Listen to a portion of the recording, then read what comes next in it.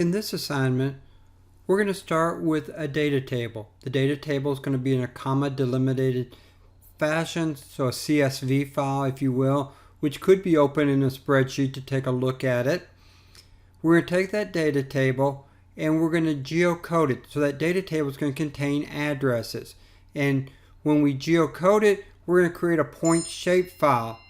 That point shape file that we create, we will then use to do a spatial join. So we want to know how many of these items are within each county within a single state. So the data that we're going to provide to you will be for a single state, and we're going to want to look and see how many of these items are in each county in that state file.